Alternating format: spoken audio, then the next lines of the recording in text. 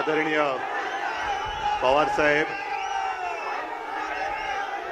माझे मित्र नाना पाटोलेजी, थोरात साहेब, देशमुख साहेब, आपली खासदार सुप्रियाताई,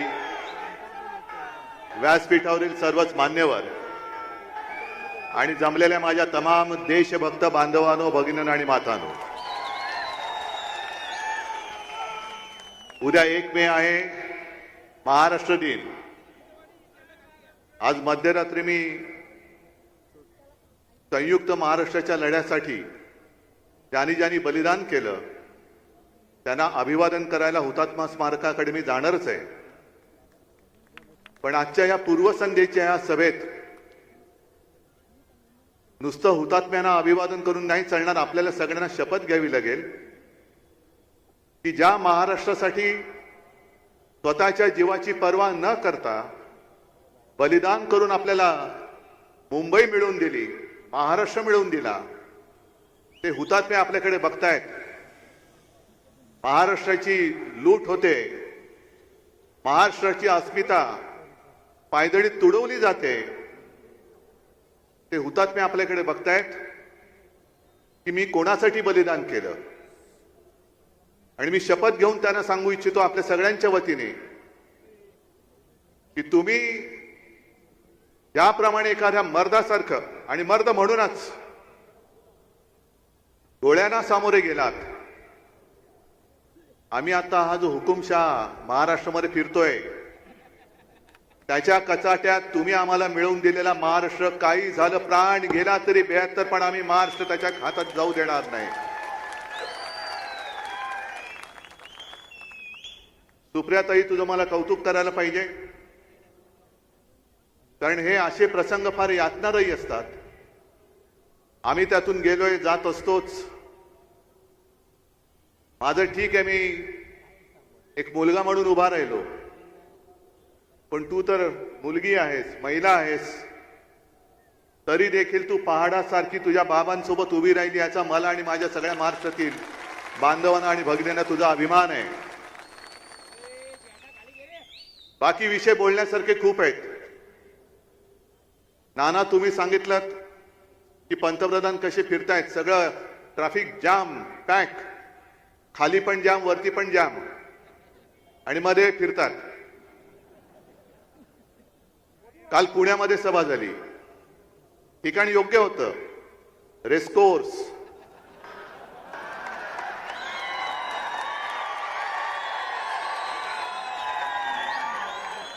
कारण त्यांना झोपेमध्ये सुद्धा घोडे बाजारच दिसतो.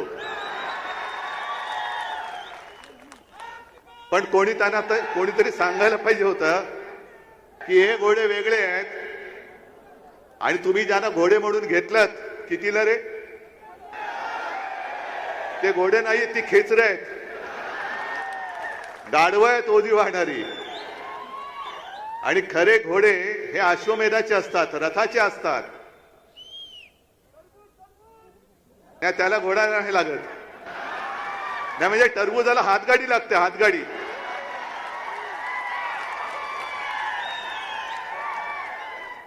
पण एकूणच ही जी निवडणूक आहे, मला खरंच कीव येते भाजपाची आणि मोदीजींची. कारण मोदीजींबरोबर माझ्याही सभा झाल्यात, 19ला झाले, 14ला झाले. पण मला नाही आठवत तेव्हा इतक्या वेळेला मोदीजींना महाराष्ट्रात यावं लागलं होतं. आणि आज मला आठवत आहे की त्या सभांमध्ये माझाही उल्लेख त्यांनी माझे लहान भाऊ म्हणून केला होता. अरे मग लहान भाऊ होतो तर मग नातं का तोडलं? बरं, कोणत्या भाषेत तुम्ही बोलताय? तुम्ही 10 वर्ष काय केलं ते सांगा. अजूनही यांच्या मानगुट्टीवरती, म्हणजे मुनगट्टीवर नाही, तो वेगळा, पण यांच्या मानगुट्टीवरती जे काँग्रेसचं भूत बसलंय तेच उतरत नाहीये. 10 वर्ष झाली मोदीजी, तुम्ही पंतप्रधान आहात, चिमटे काढून बघा. जनतेला चिमटे काढताय ना महागाईचे, त्याच्यापेक्षा स्वतःला काढून बघा की तुम्ही खरंच पंतप्रधान झाला होतात, कारण आता तुमची खुर्ची जाते. पण यांची भाषा एवढी खाली आले. काल ते काय म्हणाले, मला असं वाटतं कारण आज अजित पवार म्हणाले की पुढच्या सभेत मी त्यांना विचारीन की भटकती आत्मा ते कोणाला बोलले. काय भटकती आत्मा तुम्ही कोणाला बोललात? पवार साहेबांना बोललात. मग जसे भटकती आत्मा असते ना, तसं काही एक वकवकलेला आत्मा सुद्धा असतो, बुभुक्षित आत्मा असतो. आणि हा वकवकलेला आत्मा कसा असतो माहितीये? सगळीकडे जातो आणि सगळं काय पवार साहेब त्यांच्या मुलीला मुख्यमंत्री करायला लढतायत, मी माझ्या मुलाला मुख्यमंत्री करायला लढतोय. आणि हे स्वतःसाठी लढतायत, मी माझं माझ्यासाठी आणि सगळी कामं मित्रांसाठी. आम्ही आमच्या मुलांसाठी लढतो आहोत. त्यानं मुख्यमंत्री करायचं की नाही हे जनता ठरवेल. कारण मुख्यमंत्री बनायला लोकांची मतं लागतात. ते एका फोनवर जसं तुम्ही बीसीसीआयचा अध्यक्ष केले शहानी त्यांच्या मुलाला, तसं मुख्यमंत्रीपद नाहीये. पण हा वकवकलेला आत्मा सगळीकडे फिरतोय महाराष्ट्रामध्ये. 15, 20, 25 किती सभा घेत आहेत. पण जर त्या वकवकलेल्या आत्म्याला जरा जरी संवेदना असतील तर जिथे जिथे फिरतायत तिथे तुमच्या नादानपणामुळे या शेतकऱ्यांनी आत्महत्या केल्या. त्यांच्या आत्म्यांकडे बघा, त्यांच्या घराकडे बघा, त्यांच्या घरातल्या तुटलेल्या मंगळसूत्राकडे बघा. शेतकऱ्याचं उत्पन्न तुम्ही दुप्पट करणार होतात. उत्पन्न दुप्पट तर झालंच नाही, पण त्याच्या उत्पादनाचा खर्च वाढला, तो दुप्पट झाला, तिप्पट झाला.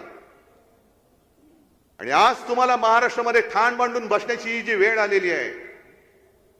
पण महाराष्ट्र भोळा आहे, साधा आहे, दिलदार आहे. पण महाराष्ट्र कृतज्ञ नाहीये, अजिबात नाहीये. आणि महाराष्ट्र गद्दार नाहीये. महाराष्ट्राची परंपरा ही शूरांना वंदन करण्याची आहे. म्हणून ते जे आहे ना, शूरामी वंदिले. आज भाजपचं जे चाललंय ते चोरामी वंदिले असं चाललेलं आहे. सगळ्या चोरांना ते वंदन करतायत. आणि कदाचित मोदीजींना माहिती असेल किंवा नसेल, पण असाच एक वकवकलेला आत्मा 300-350 वर्षापूर्वी गुजरातमध्ये जन्मलेला दाहोदमध्ये तो आया आग्रा महाराष्ट्रावरती आलेला चालून. कोण? कशासाठी आलेला? छत्रपती शिवाजी महाराजांनी स्थापन केलेलं हिंदवी स्वराज्य चुरडून टाकण्यासाठी तो आला होता. महाराष्ट्र गिळायला आला होता. अहो 27 वर्ष औरंगजेब आग्रा सोडून महाराष्ट्रामध्ये आला. त्यांनी परत कधी आग्रा बघितलाच नाही. इकडेच नुसता त्याचा आत्मा अजूनही भटकत असेल, कुठेतरी अजूनही भटकत असेल. ही अशी वकवक एवढी बरी नाही. त्या एका लोकांनी तुमच्यावरती विश्वास टाकला. शेतकऱ्यांसाठी म्हणे पवार साहेबांनी काय केलं? मी तर दर सभेमध्ये विचारतो. ग्रामीण भागामध्ये मला इथे कल्पना नाही, कारण आता पुणे सुद्धा असं वेडवाकडे विचित्र वाढलेलं आहे. ग्रामीण भाग कधी संपतो आणि शहरी भाग कधी संपतो, ग्रामीण कधी सुरू होतो मला कल्पना नाही इकडे. कारण बऱ्याच वर्षानंतर पुण्यात सभा घेतोय. त्याच्यामुळे मला माहित नाही इकडे काही शेतकरी आले असतील किंवा नसतील. आलेत का? त्या खरंच आलेत. कारण मी दर सभेत विचारतो की पवार साहेबांनी त्यावेळेला केंद्रीय कृषी मंत्री असताना पहिल्या प्रथम देशातल्या शेतकऱ्यांना कर्ज माफ केलं होतं.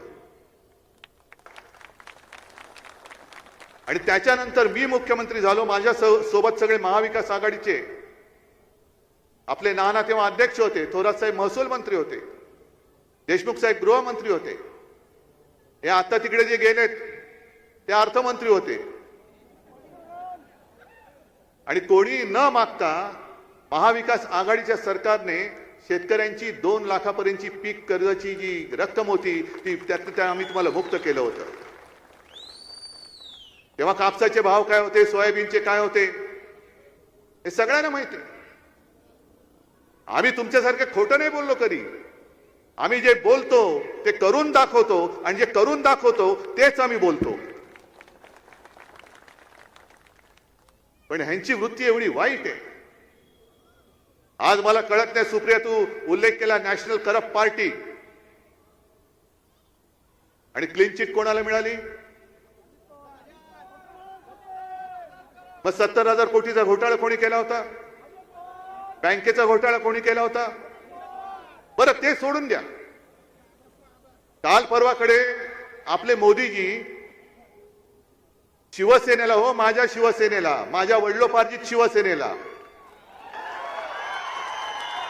नकली सेना म्हणाले.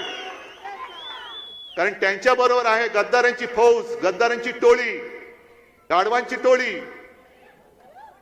ही त्याला ते सेना मानतायत. मग मोदीजी मला सांगा, आज जर का न्याय तुम्ही लावलात तर तुम्ही जे बोलला होतात नॅशनल करप्ट पार्टी, आता आमचंही चिन्ह गद्दारानं दिले आणि पवार साहेबांचं पण गद्दारानं दिलेलं आहे. मग नॅशनल करप्ट पार्टी ही इकडे आहे का तुमच्या सोबत आहे? मग ही कशी चालते तुम्हाला नॅशनल करप्ट पार्टी? ही एका बाजूला आमच्यावरती टीका करायची नकली सेना, पण अख्खी भ्रष्टाचारांची फौज. म्हणजे मी कालपासून जे बोलतोय, एक अकेला सब पे भारी, सोबत सगळे भ्रष्टाचारी, सगळे सोबत भ्रष्टाचारी आहेत. यांची नीती अशी आहे, मी तर हा प्रश्न दरवेळेला विचारतो, जी शिवसेना अख्खी, ज्या शिवसेनेने तुम्हाला कठीण काळात जी मदत केली म्हणून तुम्ही पंतप्रधान झालात, ती शिवसेना तुम्ही संपवायला निघालात. त्या शिवसेना प्रमुखांनी अत्यंत कठीण आणि प्रतिकूल काळामध्ये सुद्धा मोदींना जेव्हा वाजपेयी काढायला निघाले होते तेव्हा मोदींची बाजू घेतली होती. त्या बाळासाहेबांच्या शिवसेनेला तुम्ही संपवायला निघालात आणि मग कोणाचा तुम्ही प्रचार करताय? मी कालच्याही सभेत विचारला प्रश्न, तोच तुम्हाला विचारतो. तुम्ही युट्यूब बघता ना? मग त्या रवीश कुमारनी काल एक व्हिडिओ टाकलाय, भारतातलं सगळ्यात मोठं सेक्स स्कॅन्डल. मुद्दामून बघा, मोदींना कोण हवे आणि कोण नको. त्या कर्नाटकामध्ये देवेगौडांचा नातू प्रज्वल रेवण्णा, त्याचं ते सेक्स स्कॅन्डल, त्याच्या चित्रफिती मागून चित्रफिती आलेल्या आहेत आणि मोदीजी त्याचा प्रचार करतायत. ह्याला मत द्या म्हणजे मला मत मिळेल, त्यांना मत मिळेल. त्या रेवन्नाचे हात बळकट करा, कशाला आणखीन फिल्म काढायला? अशी सगळी माणसं, ते तर झालंच. ही यांची नीती. आणि वरपासून खालपर्यंत, म्हणून मी यांना फेकड फाकड जनता पार्टी म्हणतो. ते उगाच नाही बोलत, मुद्दामून बोलतोय त्यांना.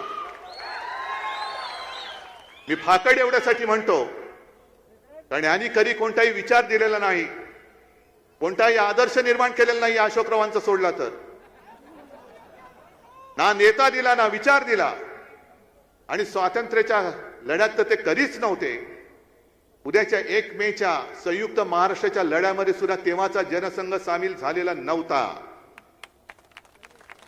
कारण माझे आजोबा त्यावेळेला अग्रणी होते. शिवसेना प्रमुख तेव्हा शिवसेना नव्हती, पण माझे वडील म्हणजे बाळासाहेब, माझे काका म्हणजे श्रीकांत ठाकरे, हे सुद्धा माझ्या आजोबांच्या खांद्याला खांदा लावून लढत होते. आणि हा इतिहास 300-400 वर्षापूर्वीचा नाहीये, हा आता 60-65 वर्षापूर्वीचा आहे. जनसंघ त्यावेळेच्या संयुक्त महाराष्ट्र समितीमध्ये सामील झाला होता.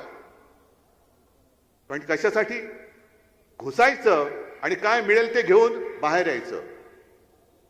संयुक्त महाराष्ट्र समितीमध्ये तो सामील झाला आणि जेव्हा निवडणूक लढवण्याची वेळ आली तेव्हा सुद्धा आत्ता सारखाच जागा वाटपावरून घोळ करून पहिली जी संयुक्त महाराष्ट्र समिती कोणी जर का फोडली असेल, ते पाप कोणी केलं असेल तर या भाजपच्या तत्कालीन बापाने म्हणजे जनसंघाने केलेला आहे.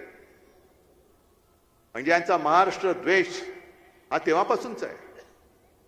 काल माझी जी सोलापूरला सभा झाली, आज मोदीजी धाराशिवला, म्हणजे त्यांच्या भाषेत उस्मानाबादला होते.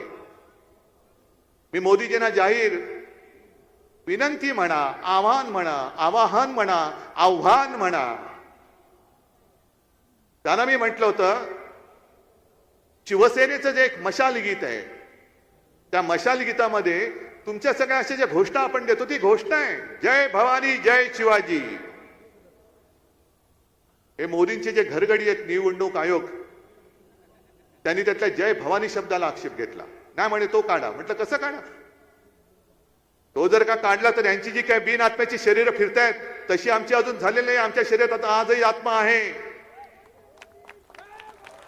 जय भवानी जय शिवाजी आमचा आत्मा आहे. ही बिना आत्म्याची जी भटकती शरीरं फिरतायत त्यांना जय भवानी जय शिवाजीचं महत्व नाही कळणार. आणि मोदीजी काय सगळी जी नाटकं करतायत, समुद्राच्या बुडाशी जाऊन आले द्वारकेच्या इकडे, ना चांगली गोष्ट आहे. जय श्रीराम, आम्ही जय श्रीराम म्हणतो, बजरंगबली की जय आम्ही म्हणतो, पण तुम्हाला जय भवानी बद्दल एवढा मत्सर का? तुम्ही समुद्राच्या बुडाशी जाऊन आलात, पण धाराशिवला जाऊन तुळजा मातेच्या दर्शनाला अजून तुम्ही गेलेला नाहीत. पंतप्रधान पद बसल्यापासून त्याच्या आधी पण ना मला कधी देवेंद्र तिकडे गेल्याचं आठवत, ना मोदी तुळजाभवानीच्या दर्शनाला गेलेलं आठवत. तुमचा महाराष्ट्र द्वेष हा इथपर्यंत भिनलाय. आणि तुम्हाला जे बहुमत पाहिजे, पाशवी बहुमत पाहिजे, ते घटना बदलण्यासाठी हे आता उघड झालेलं आहे. त्यांचं आजपर्यंत कसं होतं 2014 आणि 19ला मोदी बोले आणि जग हाले. आता जग तिकडेच आहे पण मोदीच हलतायत, कारण काहीच चालत नाहीये. हे जे बोलतायत ते फसतंय. आधी 400 पारचा नारे दिल्यानंतर जनता म्हणते तडीपार.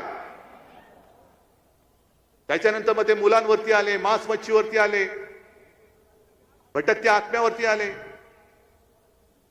400 पार म्हटल्यानंतर लोकांच्या लक्षात आलं की यांना पाशवी बहुमत का पाहिजे, तर देशाची घटना बदलायला पाहिजे. आणि देशाची घटना का बदलायची? पुन्हा तिकडे महाराष्ट्राचा द्वेष आहे. कारण ज्या महाराष्ट्राच्या सुपुत्राने डॉक्टर बाबासाहेब आंबेडकर, एक साधा दलित कुटुंबात जन्मलेला माणूस, त्यांनी देशाची घटना लिहिली. अरे हा दलित कुटुंबात जन्मलेला माणूस एवढा बुद्धिमान कसा? आणि त्यांनी लिहिलेली घटना आम्ही मानायची कशी? चांगलं यांच्या या जे बुरसटलेले विचारसरणीचे आहेत ना, गोमूत्रधारी हिंदुत्ववादी,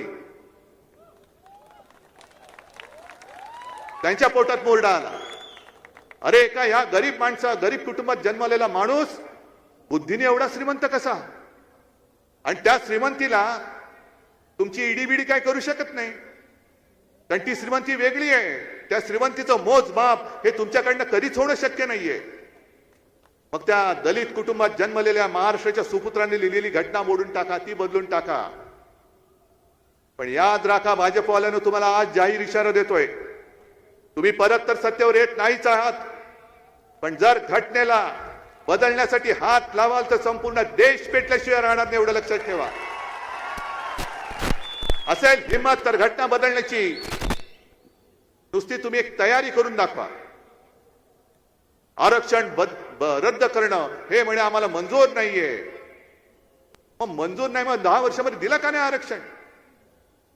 जसं केजरीवाल यांच्या दिल्ली सरकारचे अधिकार कोर्टाने त्यांच्या केजरीवालच्या बाजूने निकाल दिला, पण यांनी तत्काळ लोकसभेमध्ये एक बिल आणलं आणि पाशवी बहुमताच्या जोरावरती कोर्टाचा निर्णय फिरवला.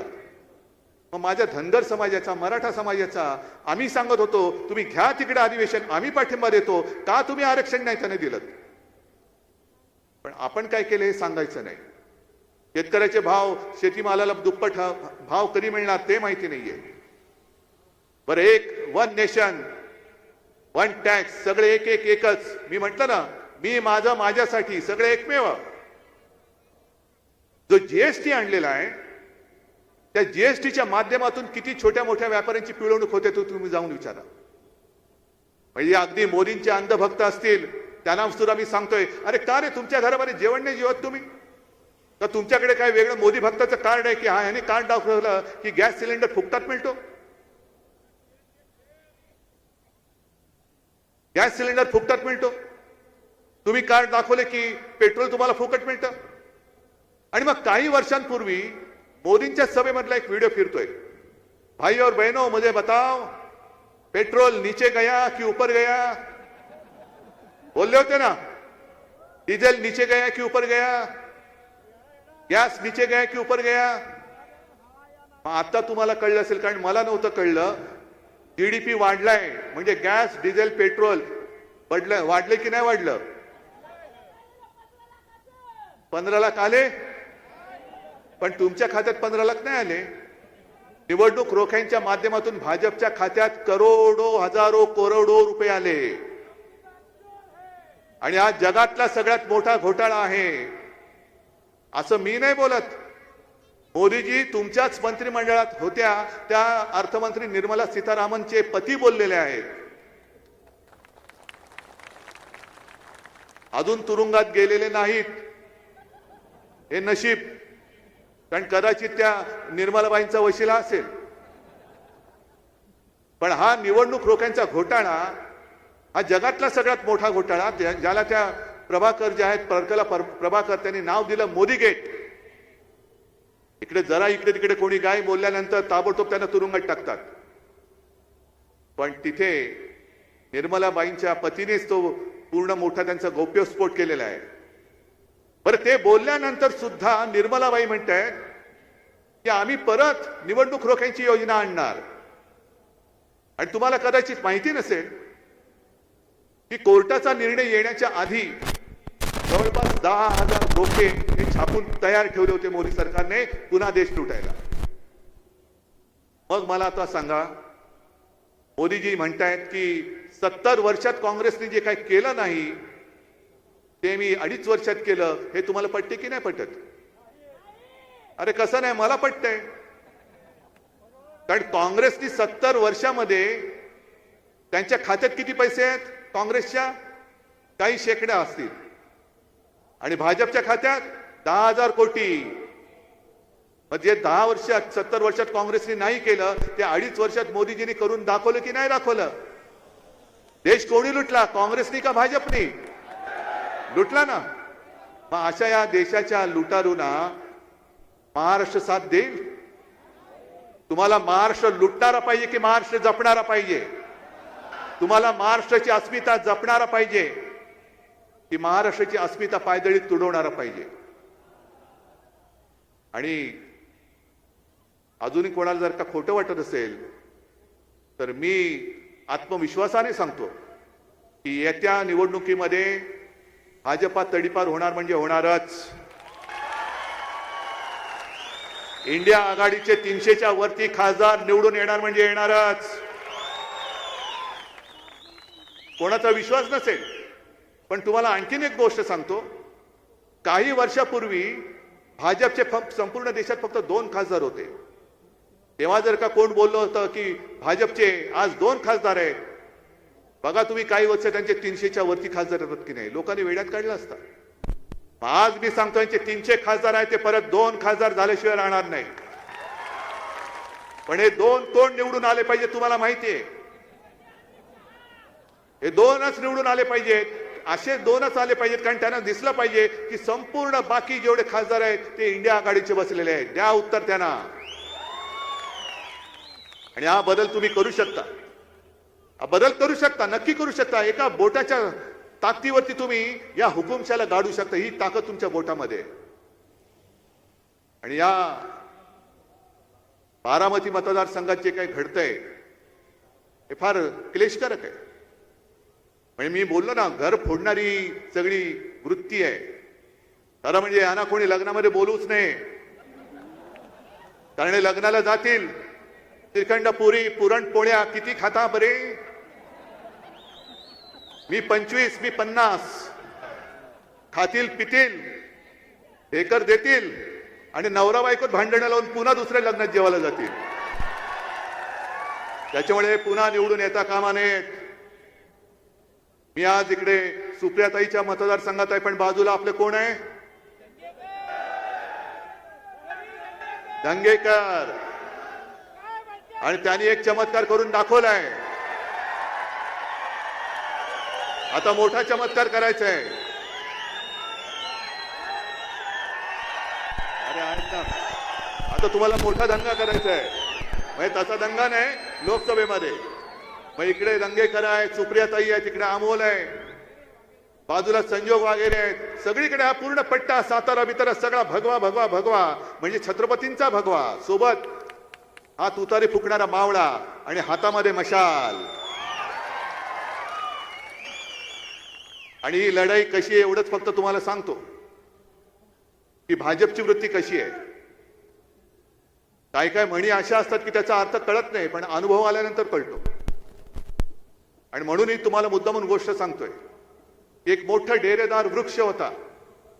आता किती वर्षाचा मी काय बोलत नाही, आता पवार साहेब म्हणतील की अजून मी तरुण आणि तरुणच आहात तुम्ही, कारण तरुणाला लाजवेल असा उत्साह आहे तुमच्यामध्ये.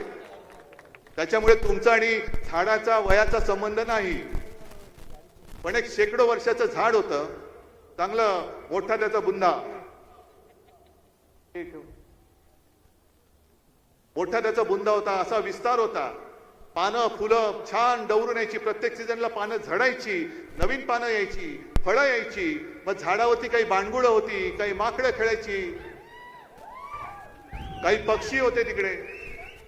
पक्षी तर दरवर्षी तिकडे घरटं बांधायचे आणि अनेक पक्ष्यांच्या अनेक पिढ्या त्या झाडावरती जन्माला आल्या होत्या. पण त्या गावात एक व्यापारी होता आणि तो व्यापारी काय करायचा, यायचा आणि झाडाच्या फांद्या, झाडाच्या बुंद्याची लाकडं तोडून घेऊन जायचा, फर्निचर बनवायचा आणि जणू काही लाकडं मीच केली, लस पण मीच केली, लाकड पण मीच बनवली, असं करून स्वतःचं लेबल लावून बाजारात विकायचा. एक दिवस असंच सगळं छान चाललं होतं, पण तो व्यापारी कुऱ्हाड घेऊन आला आणि झाडाच्या बुंद्यावरती घाव घालायला लागला. लाकूड तर पाहिजे. सगळे चित्कारायला लागले, पक्षी चित्कारायला लागले, माकडं घाबरली. पक्ष्यानं वाटलं आता या झाडाला किती यातना होत असतील, किती वेदना होत असतील. एक पक्षी जो होता तो झाडाबरोबर बोलायचा आणि त्याला सांगितलं की अरे दादा, तुला खूप वेदना होत असतील ना रे. झाडाने काय सांगितलं, ते हे लाकूड तोडतात त्या वेदना मी सहन करतो, पण खऱ्या यातना कशामुळे होत आहेत, तो व्यापारी जो कुऱ्हाड वापरतोय ना, त्या कुऱ्हाडीचा दांडा माझ्या लाकडाचा बनलेला आहे. ही व्यापारी वृत्ती. या झाडाचं लाकूड तोडून तेच झाड तोडायला लावताय, तुम्ही तोडू देणार आहात? अरे ज्यानी बोटाला धरून चालायला शिकवलं, चालायला लागलाच म्हणून काय लाथा मारायला लागलास? जर बोट मध्ये सोडला असतं तर एक पाऊल पुढे जाऊ शकला नसता. या पुढे सुद्धा तो एक पाऊल पुढे जाऊ शकणार नाहीयेस. कारण जसं मी शिवसेनेच्या बाबतीत सांगतोय की मोठी केलेली माणसं गेली, पण मोठी करणारी माणसं आज सुद्धा माझ्या सोबत आहेत आणि ती माझ्या समोर बसलेली आहे. ज्यांना तुम्ही मोठं केलं त्यांच्या डोक्यात हवा भरली असेल, ते गॅसचे पुढे जाऊ द्या, सोडून द्या गॅसच्या पुढे. त्यांचा गॅस सुटला का खाली येतील. पण तुम्हाला महाराष्ट्राचा स्वाभिमान विकता येणार नाही. तुम्हाला तुमच्या मतांची किंमत ठरवता येणार नाही. मताची किंमत तुमची कोणी ठरवू शकता कामा नये. आणि म्हणून तुम्ही एकच मगाच्या गाण्यामध्ये घेतली ना, तशी एक वज्रमूठ ही मला आवडून दाखवा की हे व्यापारी मंडळ किती जरी फिरलं, महाराष्ट्र त्यांनी किती जरी ठाण मांडला, तरी जिथे मशाल असेल तिथे मशाल, जिथे हात असेल तिथे हात, आणि जिकडे उद्या आपल्या विजयाची तुतारी फुकणारा आपला मावळा असेल तिकडे तुतारी फुकणारा मावळा. बस, दुसरं चिन्ह कोणतंही नाही. जय हिंद, जय महाराष्ट्र. बारामती लोकसभा मतदारसंघाच्या लोकप्रिय उमेदवार सौभाग्यवती सुप्रियाताई सुळे तथा रवींद्रजी धंगेकर, संजोगजी वागिरे, डॉक्टर अमोलजी गोले यांच्या प्रचारार्थ आयोजित केलेल्या आजच्या सभेप्रसंगी आदरणीय पवार साहेब, आदरणीय उद्धवजी ठाकरे साहेब, आदरणीय बाळासाहेबजी थोरात, आदरणीय नानासाहेबजी पटोले,